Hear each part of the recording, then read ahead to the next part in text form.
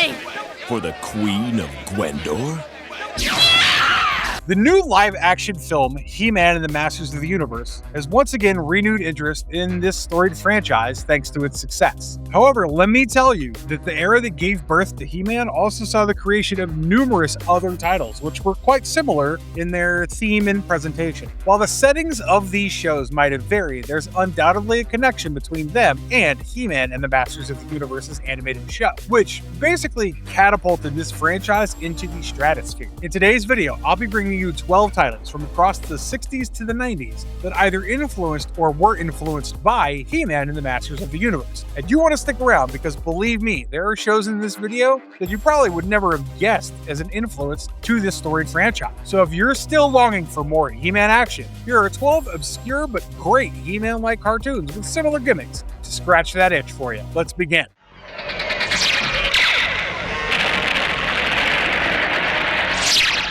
Blackstar. In this current wave of nostalgia that see many of our childhood cartoons being given a fresh coat of paint, one of the titles that is painfully still not being talked about, in my opinion, is Blackstar. I'm talking about the 1981 animated science fiction TV show Blackstar. Produced by Lou Shamer and Norm Prescott for Filmation, the series ran for a single season and comprised of 13 episodes. The show precedes the creation of He-Man and the Masters of the Universe by a bit, and the similarities between the two are hard to deny, as I'll show you. Blackstar basically tells the story of a human astronaut called John Blackstar, who gets sucked into a black hole and gets isekai'd into another world of fantasy and magic called Saga. This alien world is ruled by a menacing tyrant simply called the Overlord, thanks to a magical artifact called the Power Star, which grants its wielder immense power. Starting to sound familiar, huh? Wait, no, it gets better. However, one day, due to an unexplained incident, the Power Star split into two, creating the two magical swords, called the Power Sword, which remains with Overlord, while its twin, the Star Sword, falls into the hands of John Blackstar. The story's central conflict revolves around Overlord and trying to piece together the two swords to reclaim its full power, while Blackstar uses his Star Sword to aid the rebels in their quest to overthrow their tyrannical rule. Like I said, the similarities are uncanny between the two shows, and it's further accentuated by the fact that John Blackstar is a muscular macho man wearing a loincloth and waving his magical sword around. Oh, I almost forgot, the original voice actor for Skeletor is also the voice behind the villain Overlord. While the show itself couldn't really catch fire the same way He-Man did, thanks to it being built for syndication, which meant that the story arcs were fragmented to say the least, I do still think it's fair to say that it laid the foundation for the latter to succeed.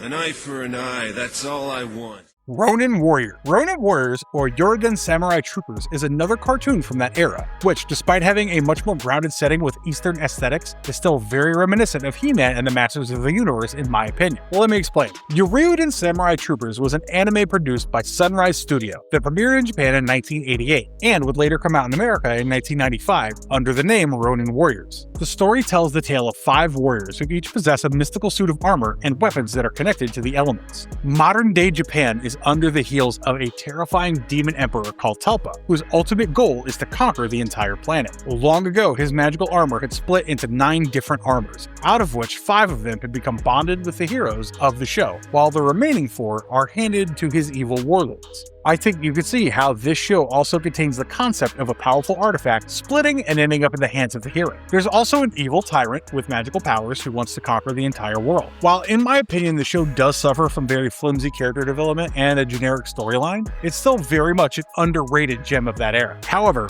what it does have in spades, I feel, is those 80s anime visuals mixed with a very unique concept with regards to magical armor and such. The show would run from 1988 to 1989 for a total of 39 episodes, and while it wouldn't be nearly as famous as He-Man or other animes of that era, it still remains one of my favorite shows from that time.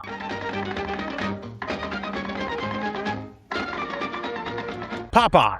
The next entry on my list is about everyone's favorite sailor, and I'm not talking about Captain Jack Sparrow here. I think if it's not the captain of the Black Pearl, the only other sailor that should come to everyone else's mind is E.C. Siger's iconic creation, Popeye. Despite making his appearance at a comic strip all the way back in 1929, Popeye wouldn't make his debut on the silver screen until 1933 in a Betty Boop cartoon titled Popeye the Sailor, produced by Fleischer Studios and distributed by Paramount Pictures. Later that year, Fleischer Studios Studios would take over the reins of making Popeye animated shows completely, leading to him becoming one of the most iconic cartoon characters of all time. I think it's fair to say that almost everything you know about this character today is mostly from this Fleischer era, including Popeye getting a power boost through spit. In fact, I don't know if you know this, but Popeye's credited for single-handedly boosting the sales of spinach by 33% during that era. Now, you must be thinking, how on earth is this even remotely related to He-Man? Well, the answer is fairly simple if you look closely enough, in my opinion. Considering how old this series is, it shouldn't be a surprise when I tell you that this was one of the first animated shows to use an item to power up its protagonist. The spinach is the prototype power sword if you just think about it. Therefore, I feel the connection between these two shows can't really be denied. Were it not for Popeye and his spinach pioneering concept, I think we might as well forget about Prince Adam using the power sword to transform into He-Man. I believe that sometimes the deepest connections come from places we least expect, and this is one of those times.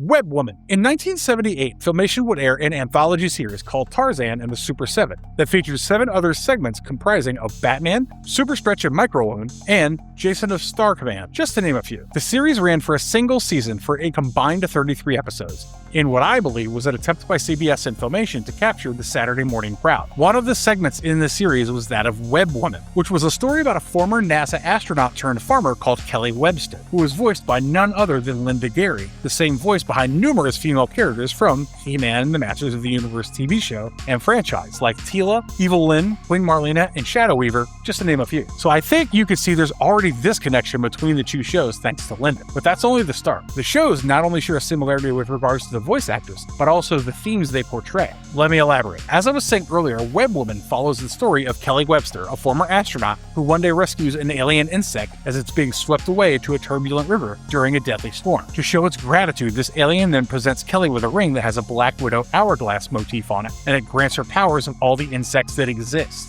Once again, clearly that theme of a powerful artifact turning an ordinary person into a superhero continues here. Although to be fair, this series did come out before Gimmick. I think my point still stands though. Not only that this alien who granted her the ring is actually an agent of an entity called the Scarab, who's the guardian of a secret lair. Once again, Castle Grayskull and the Oracle, anybody? For me, the biggest similarity between these two shows is that Kelly transforms into Webwoman through a vocal command just like He-Man, when she says the words, "Insects of the world, small creatures of the cosmos, lend me your powers now." I personally thought the entire cosmic setting, the ring, and alien also reminded me of the Green Lanterns. That's beside the point for this video though. And as you can see, if you enjoyed the He-Man cartoons, there's a lot to love here as well.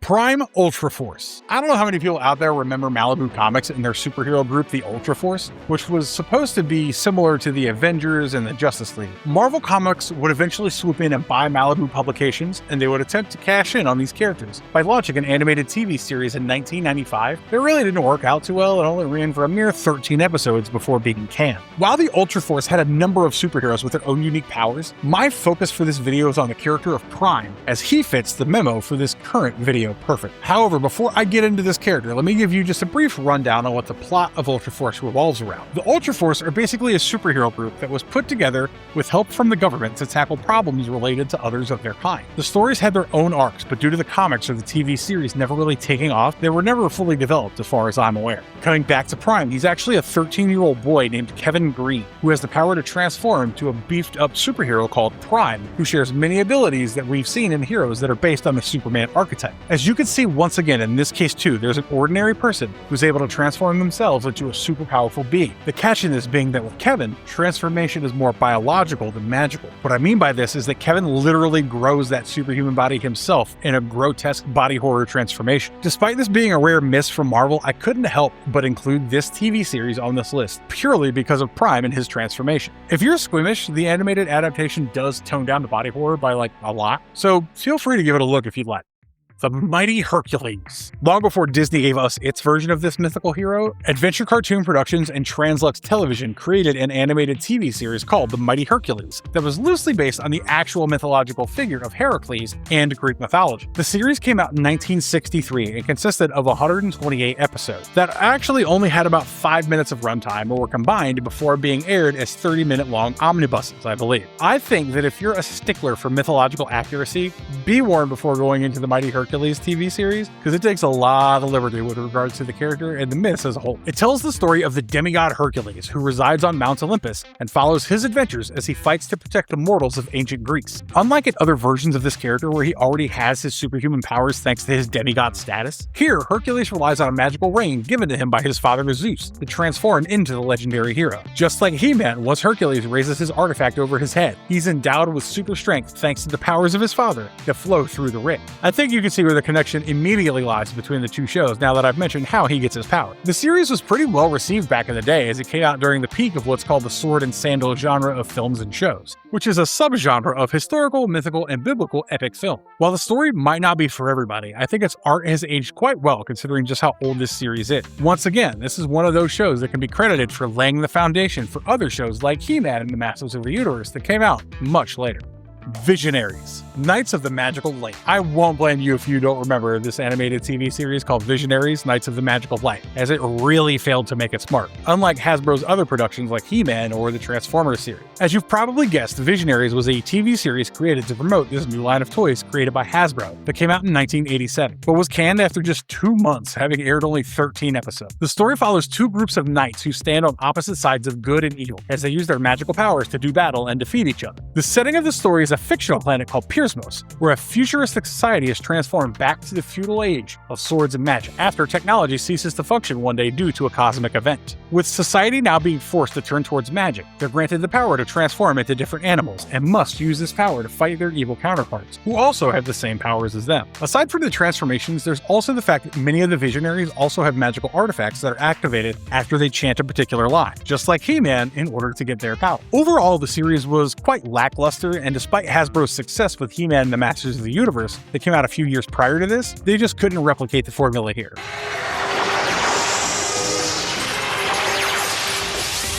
Double Dragon. From a failed TV series to an iconic video game franchise that was adapted into the TV series, with my next try on this list, I'm going to be talking about the Double Dragon animated TV series based on the NES video game of the same name. The series would air for a total of 2 seasons that had a combined total of 26 episodes. The story follows the adventures of two estranged brothers, Billy and Jimmy, who finally reunite to take on the evil Shadow Master and his minions. If I remember correctly, Billy would be raised by an elderly martial arts master, while his brother Jimmy would unfortunately be raised by the Shadow Master himself. However, after being betrayed by his evil master, Jimmy would see the error of his ways and join forces with his brother. The two transform into superheroes, just like He-Man, by crossing their swords and saying the words, "For might, for right, we are Double Dragon." I know it sounds corny, but back in 1993 when this show came out, it was the coolest thing ever to me. Especially having also played the games, Double Dragon remains an underrated gem from my childhood. While the series might be more grounded in our own reality in terms of setting compared to He-Man, there are tropes like the transformation and the big evil bad guy with world domination on his mind that both of these shows share. If you loved the Masters of the Universe, then this is a show you cannot go wrong with.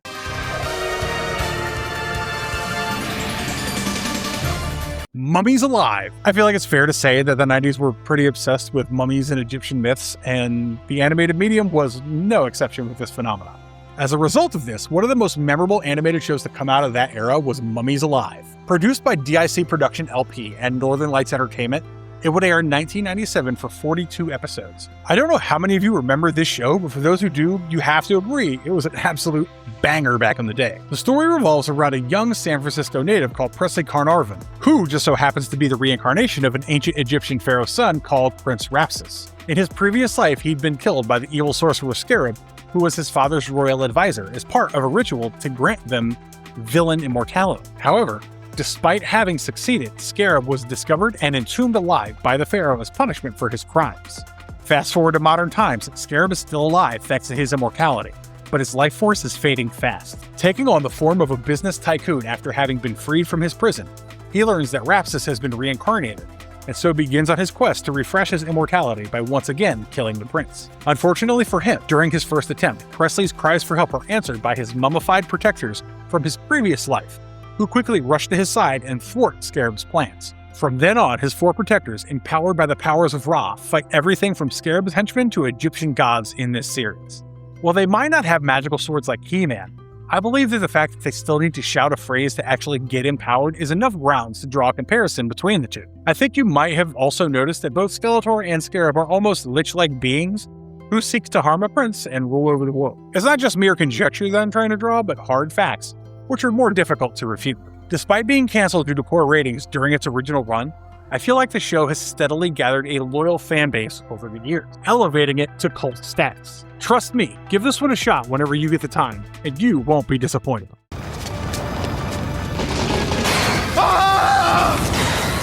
Skeleton Warriors. The next entry on this list, in my opinion, is a surprisingly dark title for a children's cartoon. I'm talking about the short-lived 1994 animated TV series Skeleton Warriors, which was produced by Landmark Entertainment Group for CBS. Despite the series being canceled after a mere 13 episodes, it left enough of an impact on me as a child that I still recall it to this day. The story of Skeleton Warriors is set in the fictional world of Luminaire, which is powered by a powerful artifact called the Lightstar Crystal. One day, an ambitious aristocrat called Baron Dark, who wants the power of the crystal for himself in order to rule Luminaire, attempts to steal it by plotting against the royal family. Thankfully, Prince Lightstar is able to intervene during this attempt, and the resulting conflict results in the crystal being shattered into two halves, with one falling into the hands of the Baron, while the other goes to the prince. The evil within Baron Dark corrupts his crystal, which leads to him being transformed into an immortal skeletal warrior. He's also granted the power to convert others who have even a shred of malice in their hearts to skeletal warriors as well. Dark's ultimate goal, much like his skeletal counterpart, Skeletor, is to reunite the two halves of their respective powerful relic in order to rule the planet and its populace. The only people standing in his way are Prince Lightstar and his Legion of Light, just like He-Man and his allies. I mean, the villain is literally an immortal skeleton with magical powers. How much more similar can the two be? While there have been shows that I mentioned today that have inspired He-Man, while it's not explicitly stated anywhere, Skeleton Warriors was clearly inspired by He-Man instead.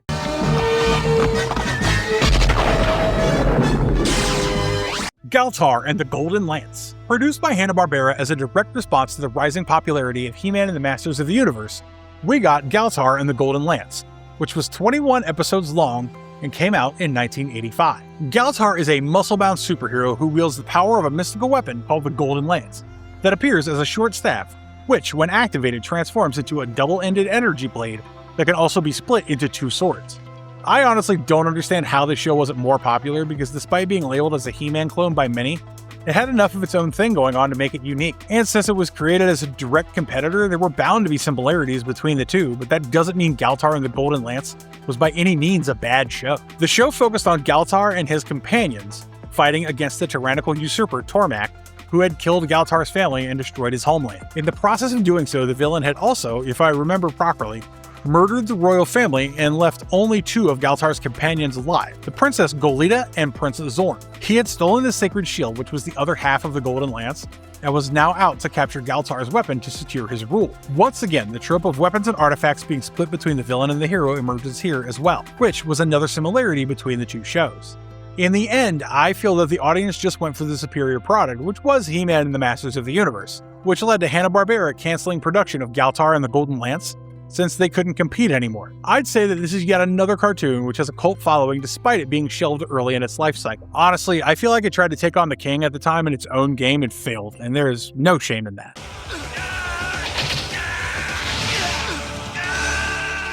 King Arthur and the Knights of Justice. For the final entry on this list, I decided to go with King Arthur and the Knights of Justice, which is an animated series produced by Golden Films, C&D, and Bobot Entertainment. Airing from 1992 to 1993, the series would get 2 seasons with a combined total of 26 episodes. What I loved about the series was that it took the whole Albion myth and flips it on its head by making King Arthur the one needing rescue. Let me elaborate. So basically what happens is, Morgan Le Fay, or Queen Morgana as she's known in this series, manages to trap her Arthur and his Knights of the Round Table within the Cave of Glass by using her foul magic. Unable to break Arthur and the knights free from Morgana's entrapment, the wizard Merlin begins to search through the temporal spheres in order to find someone who can. In his search, he finds a young quarterback of the New England football team called the Knights, named Arthur King. He then whisks Arthur and his teammates back in time to Camelot, where he appoints Arthur as the leader while the rest of his crew is made into the new Knights of the Round Table. They're then tasked to take down the evil Morgana, while also freeing the real King Arthur and his knights. The sword and magic theme from He-Man continues here as well,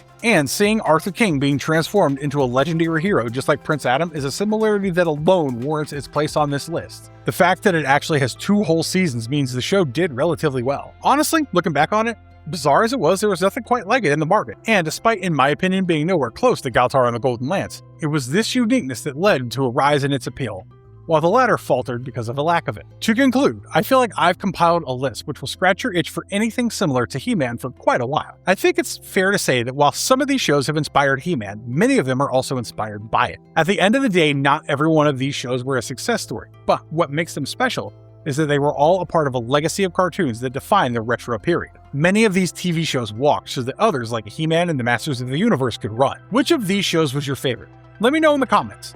For now though, it's time for me to say goodbye. I hope to see you soon in the next video. Until then, stay safe, stay marvelous.